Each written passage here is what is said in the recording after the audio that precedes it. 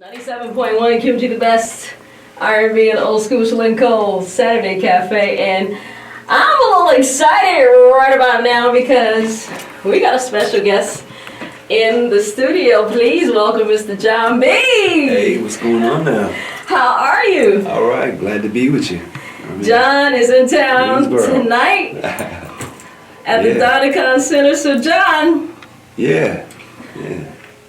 So everybody has this debate going on. Last weekend we did an 80s weekend, all about the 80s.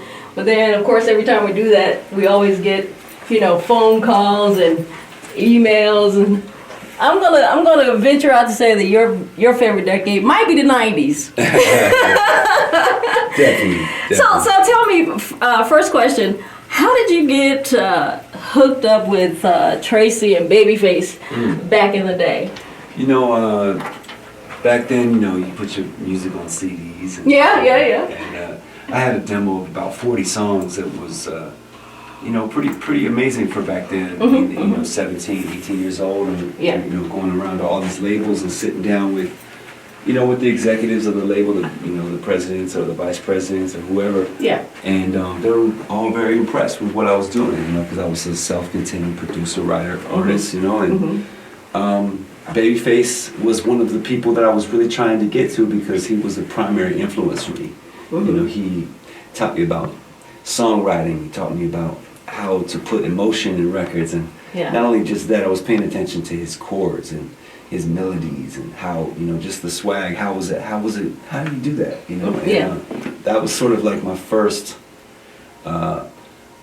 protege situation, mentors type situation, where I really, he welcomed me, with open arms and got me signed to Sony Epic, and the rest is history. It's history. Got a Grammy nomination straight off the bat with Someone Yes. To Love. Now, when Someone to Love came out, I know you heard the talk because the two of you sounded so much alike. You couldn't tell the difference on the song. We wanted to do that to show the influence, obviously, to show that, I had a deep admiration for what, the style that he was bringing to the table, but also naturally, I feel like God just kind of gave me that timbre of a voice to where it's like, he meant for us to link up, he meant for us to make music together, make history together, so. Well, Jon B's in the studio. He's going to hang out just a bit, and just to show you what we're talking about, we're going to kick off that Someone to Love. 97.1 QMG, the best R&B and old school QMG. 97.1 QMG, the best R&B and old school. Jon B hanging out. All right. The best R&B and old school. So after Bonafide came out, was that after Bonafide you started writing, or was that before Bonafide that you started writing for like some of today's biggest artists? Yeah, I've written for Tony Braxton, Michael Jackson, Colin Bad, Luther Vandross. Wow. And it just to be able to work with my my favorite artists, the people who I grew up just loving, and getting to meet Luther and being able to shake his hand and say, hey man, let's work together in the studio, or get to do that with New Edition or TLC or any of these groups I grew up producing. At 18, to be able to get in the studio with my heroes, it was just a dream come true. Wow. Let alone to have a duet with my my hero Babyface back in the day. 95 straight out the box. I just feel like I hit the right the right button, and the doors sort of open for me, and it's amazing to think back now that Michael's not here no more. And I have that opportunity. Tupac's not here no more. Absolutely. I have that opportunity to work with him in the studio, and I just don't take it for granted. I feel like we definitely were a part of a very special time in music. Absolutely. In the 90s, and the music has changed so much now that I feel like people are starting to miss it again. And that's the reason why I came out to Greensboro this way, man. Bless y'all with some good old R&B music. Absolutely. Now, you brought up a good point, because I hear a lot of people say, like, between now and the 90s, it's like so much different artists today and music back then. What do you think the biggest difference between the 90s and now I think it was a lot more popular in the 90s to speak about love and intimacy and emotions. Right. And do it in a way that was, we were proud of that. Whereas I think the kids now are really bashful to talk about love, really bashful to speak about relationships, intimacy. I think it's more about sex, drugs, rock and roll, And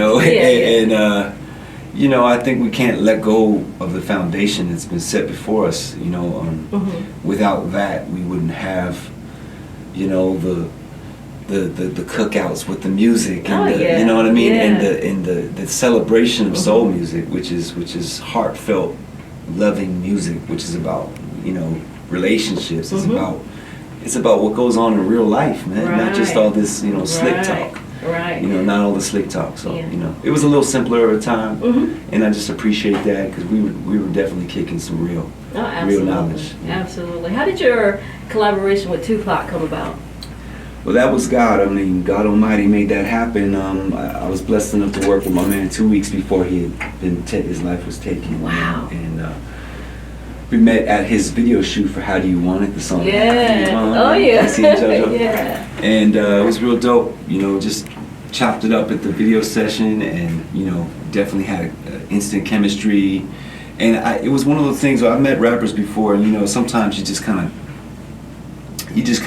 go with the flow. You're just like, hey man, let's collaborate. You just leave it at that, and it never happens. Yeah. Well, this is the kind of thing where Tupac hit me up, very soon after that video shoot, and was like, man, come to the studio, let's write, and let's get a collaboration going. And about 3 or 4 hours of being in the studio, we had "Are You Still Down?" Wow. Yeah. So that song has really stood the test of time. And it really has, because you know what? That's one of our biggest songs, and we still play it today. Man. We still.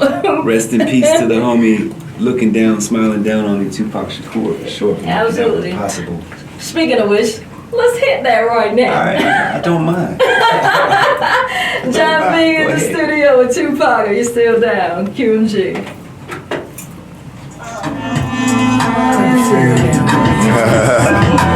97.1 QMG, the best R&B and old school. You're telling me a story about this Erykah Badu. Oh yeah, Erykah Badu. Yeah, that was the Tyrone record. That was recorded in this amazing place I love to perform in London, called the Jazz Cafe. And actually, that song right there was a jam session that they had just recorded. Yeah, kind of made up on the spot, right? Made up on the spot. She was just clowning about, you better come Tyrone. Come tell him to pick you up. Yeah. Have you ever done any impromptu kind of stuff? Yeah, I've done that before for sure. Just make up a song on the spot right there for wherever I'm at, the name of the city or the state or wherever I'm at. Yeah. And just just go to it. Now, I heard you say a few minutes ago that, back in '95, when you first hit the scene, it was kind of like not the norm.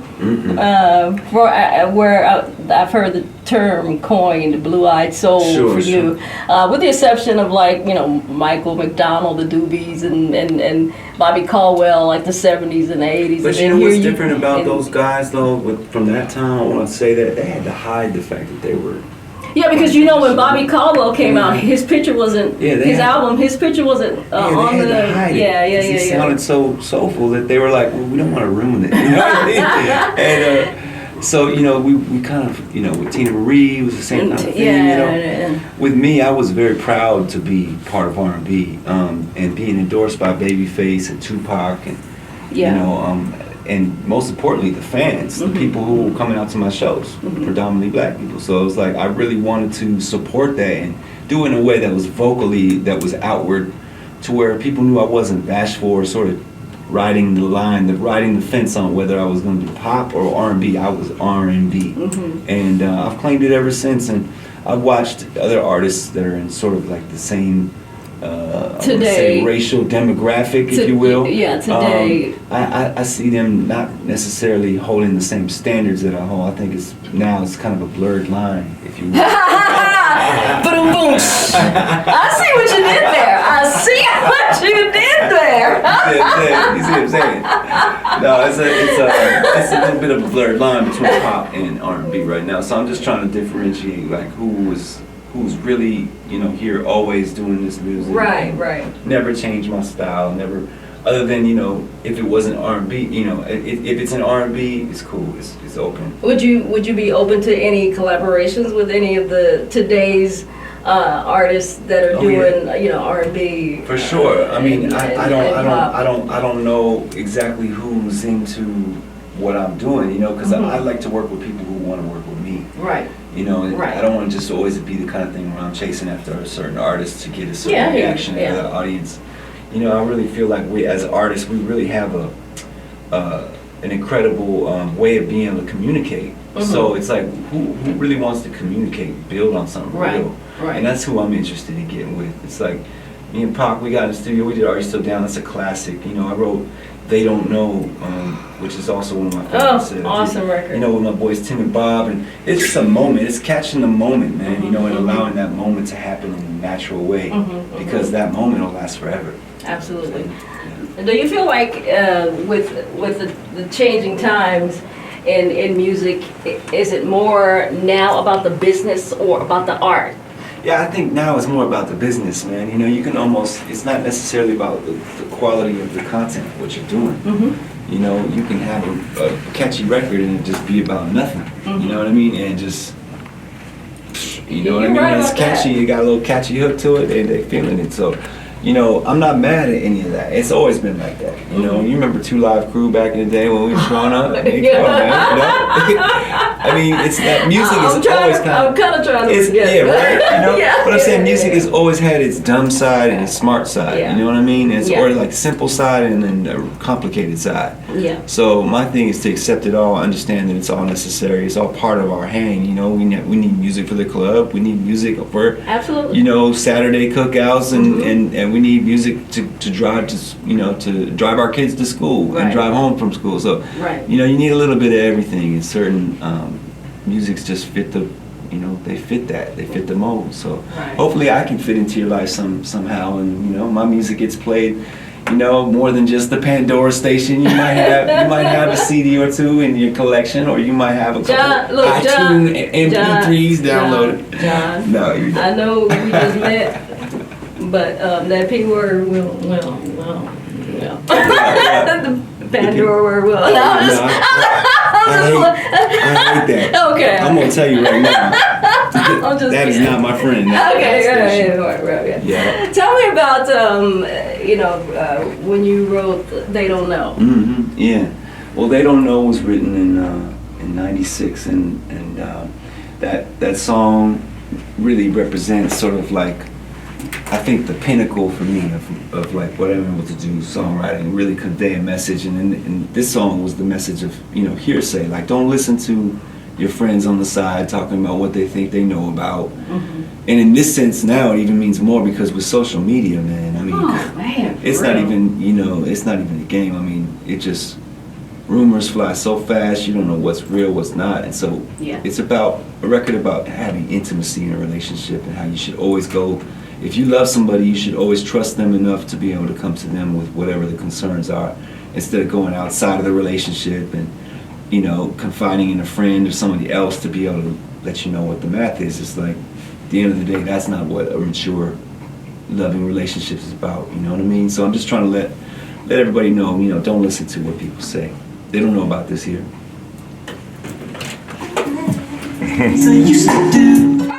97.1 QMG, the best R&B and old school, hanging out with Jon B. Tonight at the Dynacon Center, R&B meets comedy. So tell us what you're working on right now, what you got coming up. Yeah, I got a new album I'm working on. I'm finishing it up and getting it out this year. And I'm signed to a label by the name of My Block Records. Yes, which is, Warren Campbell. Warren Campbell's the Marys. Yeah, the Mary girls, you know, and Erica Campbell.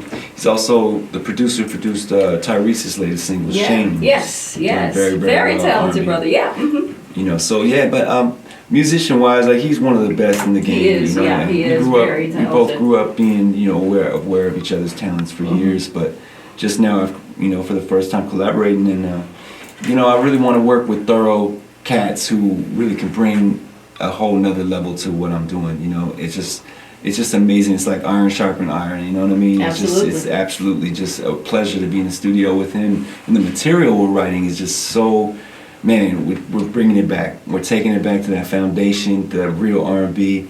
I mean, it's real drums, it's real musicians playing this music. So it's not just all programmed this time. It's not going to be, you know, some out of the element. It's really, really back to that heart and soul R&B. You know? Cool. Yeah, so, you know, look for me very soon. You know, single should be hitting radio pretty soon. So, yeah, definitely when you hear about it, go out and support me. Well, we'll be right there supporting you. I mean, we Appreciate still playing all your music that you've done in the '90s. And speaking of that, out of everything that you've done, you know, in the past, what's your favorite Jon B song? Wow, that's heavy. I mean, I think the one that if I didn't play it at my shows, I'd probably want they probably want their money back. You know what I mean? It's They Don't Know. I mean, honestly, that's my sort of my theme song, you know, if you will, for my life. And I'm still trying to exercise that too. Don't listen to what people say. You know, it's just something that is it's worked out for me, and I'm vouch for that right there. You know, keep vouching for that.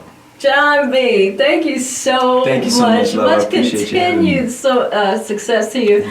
Before you get out here, I mean, I love all your music, So I mean, and I even love some of the songs that you know weren't even album cuts and stuff that you know weren't released. But you know, there's one song that's like one of my true favorites.